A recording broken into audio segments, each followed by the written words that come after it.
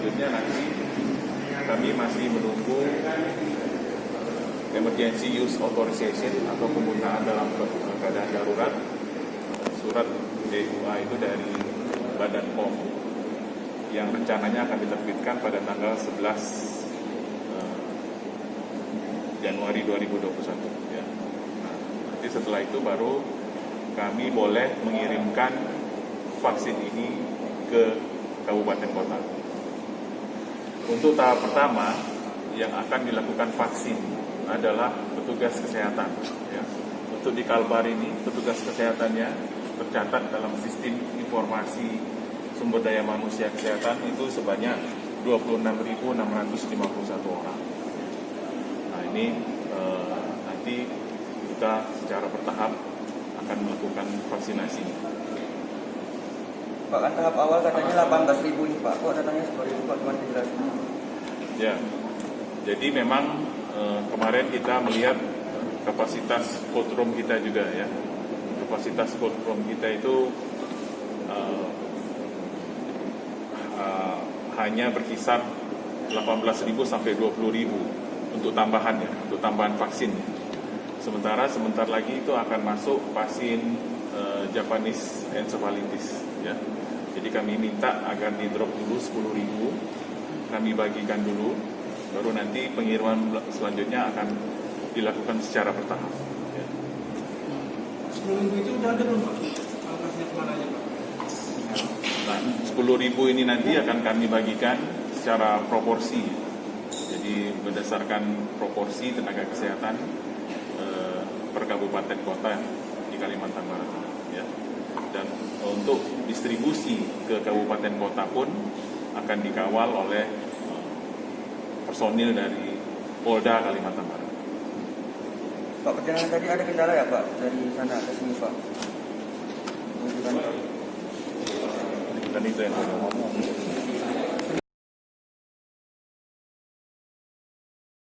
Ini nih, nanti ada beberapa orang yang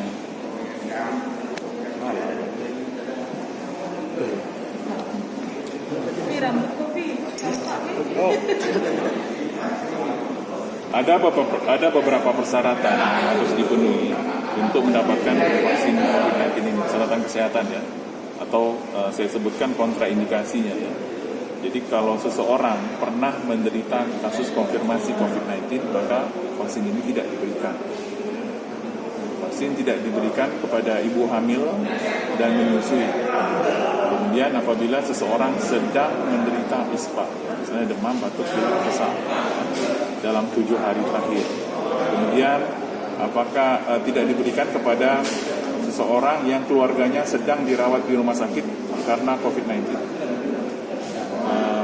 Atau yang memiliki riwayat alergi atau memiliki gejala sesak nafas pada saat pemberian COVID yang pertama. Ini untuk yang kedua ya. Kemudian apakah mereka sedang menerima terapi jangka panjang terhadap penyakit kelainan darah. Ya, kalau mereka sedang menerima terapi jangka panjang karena penyakit kelainan darah, maka mereka tidak diberikan vaksin ini. Kemudian penderita penyakit jantung, baik gagal jantung maupun jantung koroner juga tidak mendapatkan vaksin ini ya. Kemudian untuk penyakit autoimun, penyakit ginjal misalnya yang sering dilakukan cuci darah ya, dan penyakit rheumatoid arthritis ya. Kemudian penyakit saluran cerna kronis, penyakit hipertiroid atau hipotiroid, kemudian penyakit kanker, kemudian penyakit diabetes ya. Nah, tetapi untuk diabetes ini apabila terkontrol, yang kita bisa cek dari nilai HbA1c-nya ya. Kalau nilai HbA1c-nya berada di bawah 7,5%, maka dia diperbolehkan untuk mendapatkan vaksin COVID-19 ini ya. Kemudian penderita HIV, ini kita lihat CD4-nya. Kalau CD4-nya di bawah 200 maka dia tidak boleh mendapatkan vaksin ini ya. Kemudian apakah dia memiliki penyakit paru ya, asma, PPOK, TBC, nah itu tidak dibolehkan ya. Penderita TBC boleh kita berikan vaksin ini kalau dia sudah selama 2 minggu menjalani pengobatan TBC ya. Nah, untuk hipertensi sendiri ini dipersyaratkan hipertensinya harus terkontrol ya.